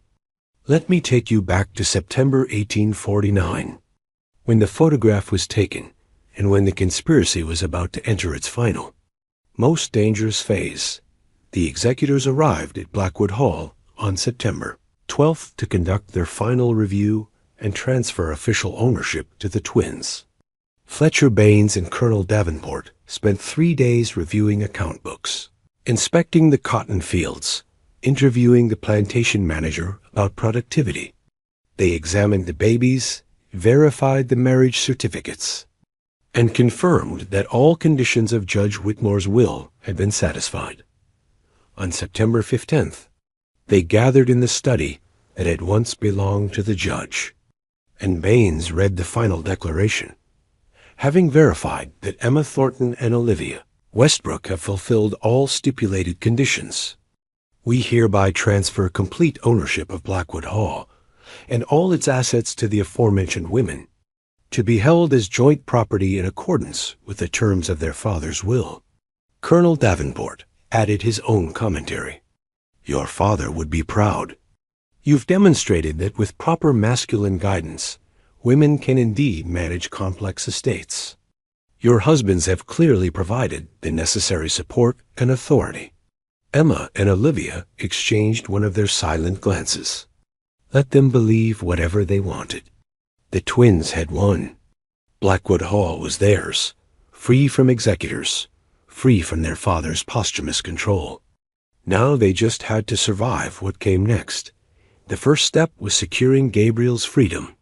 They'd promised him manumission papers and funds to travel north once the inheritance was finalized. But actually executing this promise proved far more complicated than they'd anticipated. Freeing a valuable male slave without explanation would raise immediate questions. Why would the twins voluntarily surrender property worth $1,800? What made Gabriel special enough to warrant manumission? The neighbors would gossip. The other enslaved people would notice. And if anyone examined the timing too closely, connecting Gabriel's freedom to the twins' pregnancies, the entire conspiracy could unravel. They needed a cover story, something plausible enough to withstand scrutiny. Emma came up with the solution. We tell people that Gabriel saved Sarah's life during a fire, that he risked his own safety to rescue her from the nursery, and that in gratitude we're granting him freedom as a reward for heroism. There was no fire, Olivia pointed out. There will be. A small one, carefully controlled. Enough to create smoke and panic, but not enough to cause real damage. Gabriel will be seen carrying Sarah out of the house. Witnesses will confirm his bravery, and his manumission will seem like an emotional but understandable response from grateful mothers. It was manipulative, creating a false narrative to justify a decision they'd already made. But it would work.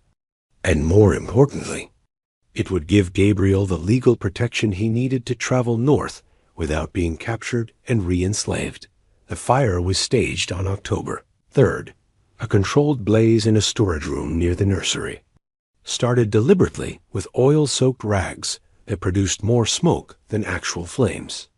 The house staff reacted with appropriate panic, running to fetch water, shouting for help.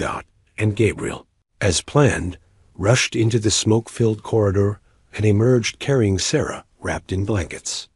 Multiple witnesses, including several enslaved people and Richard Thornton himself, saw it happen.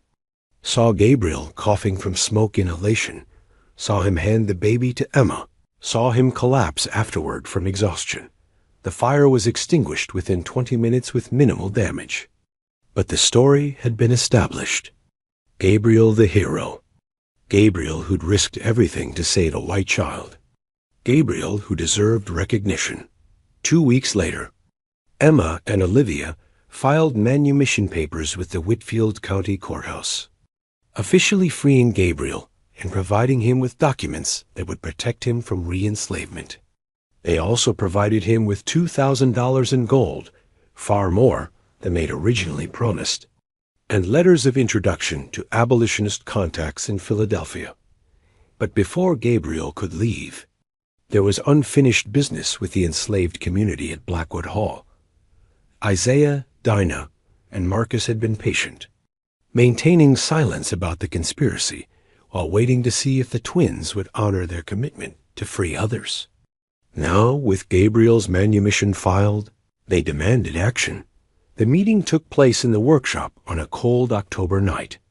Emma, Olivia, Gabriel, and the 3 representatives of the enslaved community gathered to negotiate terms that should never have required negotiation, because human freedom shouldn't be something that requires bargaining. 4. You promised to dismantle the system here, Isaiah said, his voice hard with controlled anger. Gabriel's free. What about the rest of us? Emma laid out the plan. We can't free everyone at once without causing investigations that would expose everything. But over the next 12 months, we'll begin selling people to Moses Hargrove, the Quaker merchant in Chattanooga. He's connected to the Underground Railroad. He'll provide transportation north and documentation to establish you as free people in Pennsylvania or Ohio. You're selling us? Dinah's voice dripped with disgust. On paper, yes. In reality, Hargrove is buying your freedom. The transactions look like normal plantation business, reducing labor costs, consolidating operations. But you'll end up free in the north with funds to establish yourselves. Marcus asked the crucial question. And what's to stop Hargrove from actually keeping us enslaved once we're in his possession? What guarantee do we have? Gabriel spoke up. I'll be the guarantee. I'm leaving for Philadelphia next week, but I'll travel through Chattanooga first. I'll meet Hargrove, verify his connections to the abolitionist network, and make sure the first group of people gets safely north before I continue my journey. If anything goes wrong, I'll send word back to Blackwood Hall. It wasn't a perfect plan. It required trust in white people who'd given them little reason to trust. But it was more than they'd had under Judge Whitmore's rule, and it offered real hope for freedom. Over the next 3 months, the dismantling of Blackwood Hall's slavery system began quietly. The first group of 5 people, including Marcus, were sold to Hargrove in November. Gabriel traveled with them to Chattanooga, verified their safe passage north, and only then continued his own journey to Philadelphia. The second group departed in December, the third in January. By spring of 1850, over half of Blackwood Hall's enslaved population had been secretly freed through Hargrove's network, but the process attracted attention.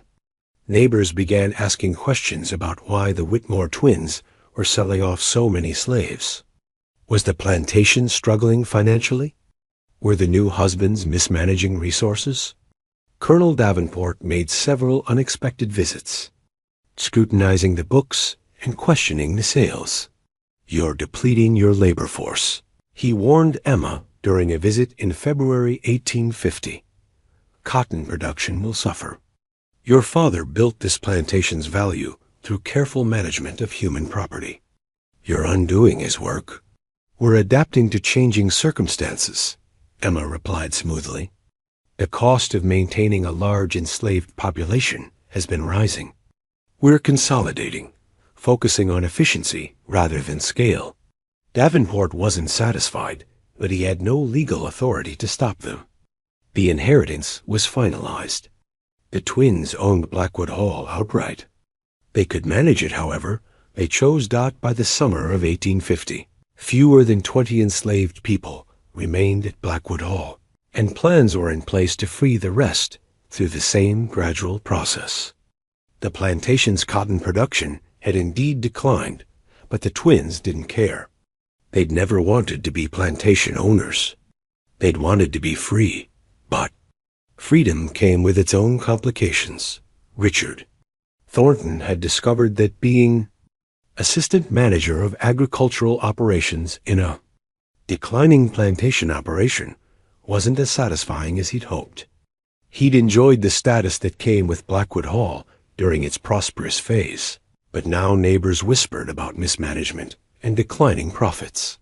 His pride couldn't tolerate it. In August 1850, he confronted Emma about the situation. "I want a divorce," he said bluntly. "This arrangement isn't working. You've run this plantation into the ground, and my reputation is suffering by association." Emma had been expecting this. "Fine. I'll provide you with $50,000 as settlement. Enough to reestablish yourself elsewhere. In exchange, you sign over all parental rights to Sarah and agree never to contest the divorce or make any claims on Blackwood Hall." Richard accepted immediately. $50,000 was far more than he'd had when they married. He took the money, signed the papers, and departed for New Orleans within a week. Emma never saw him again. James Westbrook proved more complicated. He'd genuinely grown attached to Ruth, believing her to be his daughter. When Olivia approached him about divorce in September 1850, he refused. "I don't care what financial settlement you offer," he said firmly. "Ruth is my daughter, and I won't abandon her or allow you to cut me out of her life." It was the first real resistance they'd encountered from the husbands, and it threatened to derail everything. If James refused to divorce Olivia, she would remain legally bound to him, her property under his control, her decisions subject to his authority.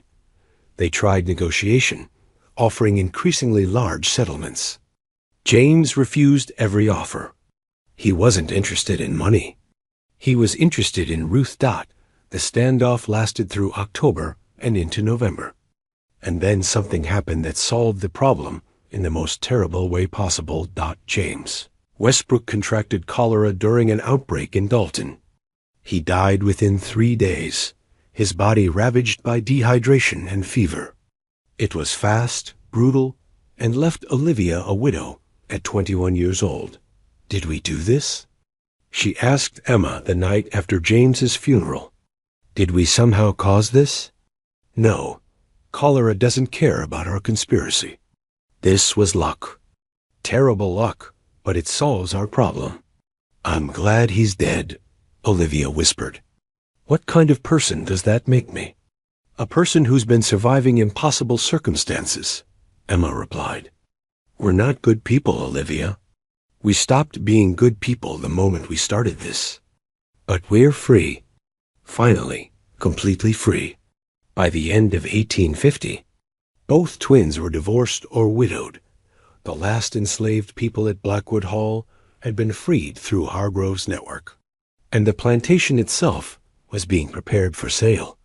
They'd accumulated enough wealth from their father's estate to live comfortably anywhere they chose, and they were ready to leave Georgia forever. But there was one final complication. One last secret that needed to be addressed. Sarah and Ruth, now 18 months old, were developing distinct personalities and increasingly obvious features. Sarah had Emma's eyes, but Gabriel's bone structure. Ruth had Olivia's smile, but darker skin that raised quiet questions among people who knew the family. The twins had promised Gabriel they would tell their daughters the truth about their parentage someday. But how do you explain to children that their father was an enslaved man who was freed and sent north? How do you tell them that their legal fathers weren't their biological fathers? How do you admit that their entire existence is built on deception? Emma and Olivia struggled with these questions as they prepared to leave Georgia. They'd received letters from Gabriel, who was establishing himself in Philadelphia as a bookkeeper and activist in the abolitionist movement. He'd testified before the Pennsylvania Anti-Slavery Society, providing detailed documentation of Judge Whitmore's breeding program and the broader system of slavery in Georgia. His testimony was being compiled into a report that would be published in northern newspapers. In his letters, Gabriel asked about his daughters, not demanding anything, not asserting parental rights he couldn't legally claim, just wanting to know they were healthy and happy. Emma and Olivia wrote back with updates, maintaining a correspondence that was risky but necessary. They needed him to know that he hadn't been forgotten, that the children he'd fathered were loved and cared for. In March 1851, they made a decision. They would leave Georgia, but not disappear into anonymity. They would go north to Pennsylvania, settle somewhere near Philadelphia, and allow Gabriel to be part of his daughters' lives.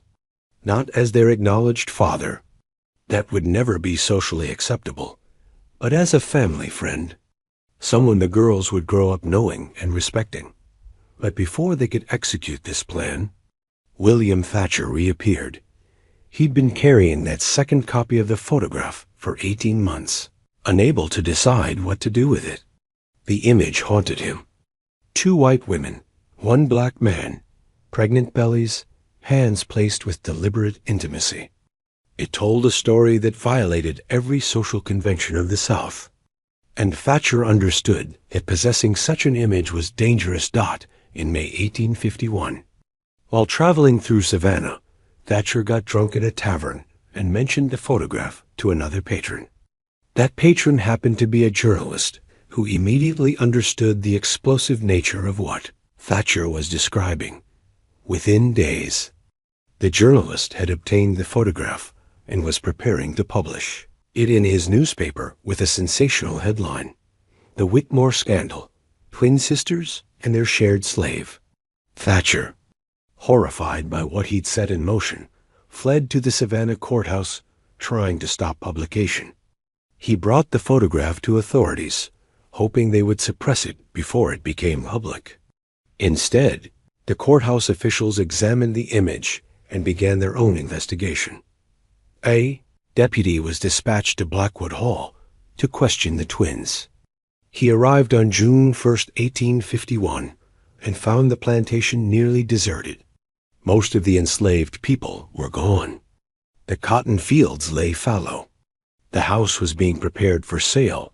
Emma and Olivia were packing their belongings, preparing to depart within the week. When the deputy showed them the photograph and asked for an explanation, they said nothing. They invoked their right to silence and sent for their attorney. The standoff lasted 2 days.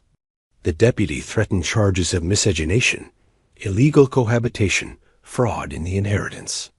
But he had no actual evidence beyond the photograph, which proved nothing definitive. Yes, Gabriel's hands were on their pregnant bellies, but that could be explained a dozen ways. Artistic composition, a strange request from the photographer, an innocent gesture misinterpreted, without testimony from Gabriel, without medical evidence, without any witnesses willing to testify that they'd actually seen inappropriate conduct. The authorities had nothing that would hold up in court. On June 3rd, the same day Thatcher arrived at the courthouse with his metal box, the deputy returned to Dalton empty-handed. The twins were already gone, departed in the middle of the night with their daughters and whatever possessions they could transport quickly. They traveled north through Tennessee and Kentucky, moving fast to stay ahead of potential pursuit. They'd left Blackwood Hall to be sold by their attorney, with the proceeds to be sent to them once the sale was complete, and they'd left behind the photograph, which vanished from the courthouse evidence room 6 weeks later, likely stolen by someone who recognized that such an image could be used for blackmail, or worse. William Thatcher disappeared that same night, fleeing Savannah and leaving behind all his equipment. His body was found 3 months later in a river outside Atlanta, officially ruled an accidental drowning, though no one who knew the story believed that Emma and Olivia reached Philadelphia in July 1851 and settled in a modest house on the outskirts of the city. They presented themselves as widowed sisters starting fresh, and no one in Pennsylvania questioned their story or their daughters' slightly ambiguous features. Gabriel visited them in August, meeting Sarah and Ruth properly for the first time since they were infants. It was strange and awkward and wonderful, watching him play with children who didn't know he was their father, but who responded to him with immediate affection. Over the following years, Gabriel became a regular presence in their lives. Uncle Gabriel, the girls called him, their mother's dear friend who visited on Sundays and brought them books and told them stories. He never acknowledged his true relationship to them, not even privately. That knowledge was too dangerous to share with children who might inadvertently reveal it. Emma and Olivia never told the girls the full truth about their conception. They couldn't. The story was too complicated, too morally ambiguous, too dangerous. Instead, they told carefully edited versions of their history, leaving out the conspiracy, the deception, the calculated manipulations. They told them that their legal fathers had died when they were very young. They told them about Blackwood Hall and the system of slavery that had finally been destroyed by the Civil War. They told them that freedom always required sacrifice, that survival sometimes meant making impossible choices, that loving someone and lying to them weren't always contradictory. And they told them about Gabriel, about how he'd worked at Blackwood Hall, how he documented the atrocities of slavery, how his testimony had helped the abolitionist cause. They made him a hero in his daughter's eyes. Even if they could never tell them he was their father, Gabriel lived until 1889, long enough to see slavery abolished, to watch his daughters grow into remarkable women, to know that the conspiracy he'd participated in had at least resulted in freedom for dozens of people who might otherwise have died in bondage. Emma lived until 1903, Olivia until 1906. Neither ever remarried.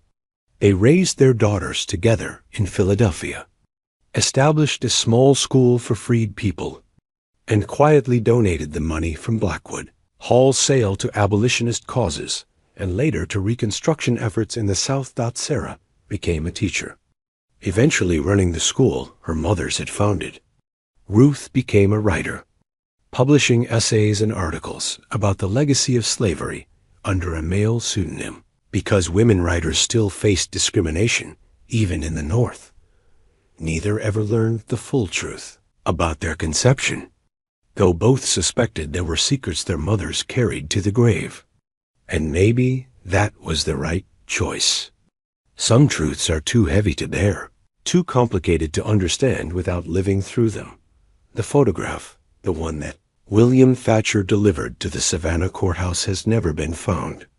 It's possible it was destroyed by the twins' attorney, who might have paid to have it stolen from the evidence room. It's possible it's sitting in an attic somewhere, hidden in an old box, waiting to be discovered by a descendant who wouldn't understand what they were looking at. Or maybe it was destroyed by someone who understood exactly what it represented and decided the world wasn't ready for that truth, What remains is Gabriel's testimony, preserved in the Pennsylvania Anti-Slavery Society's archives. Detailed documentation of Judge Cornelius Whitmore's breeding program, his systematic abuse, his treatment of human beings as experimental subjects. That testimony, combined with similar accounts from other enslaved people, helped build the case for abolition, helped expose the reality of slavery to Northern audiences who might otherwise have believed the sanitized versions that Southern planters promoted. The conspiracy at Blackwood Hall was never officially exposed. The truth about Sarah and Ruth's parentage never became public record. The story disappeared into whispers and rumors, dismissed by historians who couldn't find concrete evidence, ignored by descendants who didn't want to acknowledge the complicated legacy their ancestors had left behind. But the story survives. In letters preserved in Philadelphia archives, in Gabriel's testimony, in the memories passed down through generations of freed people who'd been part of the Underground Railroad network that dismantled Blackwood Hall's slavery system piece by piece, and it survives in the questions the story raises. Questions about what survival requires in systems designed to destroy you, about whether deception in service of freedom is justified, about how we judge people who made impossible choices in impossible circumstances. Emma, Olivia, and Gabriel weren't heroes. They weren't villains either. They were human beings trapped in an inhuman system, trying to find ways to be free while causing the least amount of harm possible. They succeeded in freeing themselves and dozens of others. But they also lied, manipulated, and built their freedom on a foundation of deception that affected everyone around them. The moral calculus is complicated. They subverted a will designed to control them, yes, but they also created children through a relationship that couldn't possibly involve authentic consent. Given the power dynamics, they freed enslaved people, yes, but they also profited from slavery before dismantling the system. They documented atrocities, yes, but they also participated in a conspiracy that required them to become manipulators and deceivers. History doesn't give us simple narratives of good and evil. It gives us complicated people making complicated choices in systems that warp everyone they touch. The story of Blackwood Hall is a story about what slavery did to everyone involved, how it corrupted not just the obvious perpetrators, but everyone who lived within its reach. Judge Cornelius Whitmore was a monster, but he didn't create the system. He just used it efficiently, treating human beings as property because the law told him he could. His daughters tried to be different, tried to dismantle what he'd built, but they'd been shaped by the same system. They knew how to manipulate because they'd been manipulated. They knew how to control because they'd been controlled. They knew how to use people because they'd been used. And Gabriel, caught between victimhood and complicity, documented everything while participating in a deception that made him uncomfortable. He gained freedom, but lost the ability to acknowledge his own children. He helped others escape, but had to watch from a distance as they built lives he could never fully be part of. The system destroyed them all in different ways. Even in escaping, even in fighting back, they carried its scars. If you're still watching, if you've stayed with us through this entire dark journey into Georgia's buried history, I want you to do something. Look at your own family history. Not the sanitized version passed down through generations, but the actual complicated reality. The ancestors who made impossible choices. The secrets that were kept to protect people or protect reputations. The ways that historical system slavery, yes, but also other forms of oppression and control shaped the people you descended from. History isn't clean. It's messy and morally complicated, and full of people doing terrible things for understandable reasons and good things through terrible methods. The sealed room exists to uncover these stories, to drag them out of courthouse basements and burned letters and whispered family legends. Not because we enjoy the darkness, but because understanding how we got. Here understanding the real complicated truth of how power worked and how people resisted, that's the only way we avoid repeating the same patterns. Subscribe to this channel if you haven't already. Share this video with someone who appreciates complicated history. And leave a comment telling us what you think. Do you believe Emma and Olivia were justified in their conspiracy? Was Gabriel a victim or a collaborator? What would you have done in their situation? These questions don't have easy answers, and that's exactly why they're worth discussing. The photograph that William Thatcher brought to the Savannah courthouse has never been found. But even without that physical evidence, the story survives. Because truth, however complicated and uncomfortable, has a way of persisting even when people try to bury it. Emma Whitmore Thornton and Olivia Whitmore Westbrook escaped their father's control and freed dozens of enslaved people. They also lied to everyone around them, including the daughters they loved. Gabriel documented atrocities that helped the abolitionist cause. He also participated in a conspiracy that required moral compromises he never fully resolved. They were all trying to survive. They were all trying to be free. And they all paid prices they never expected to pay. In the end.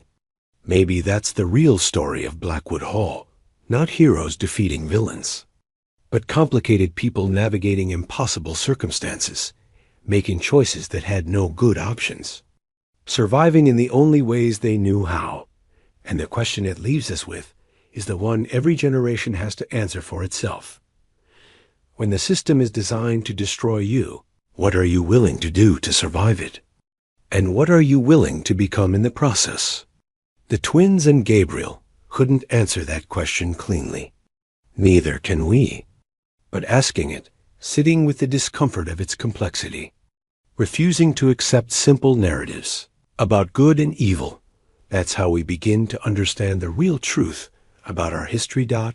And sometimes, understanding is the only justice we can offer to the people who came before us, whose complicated choices made our existence possible.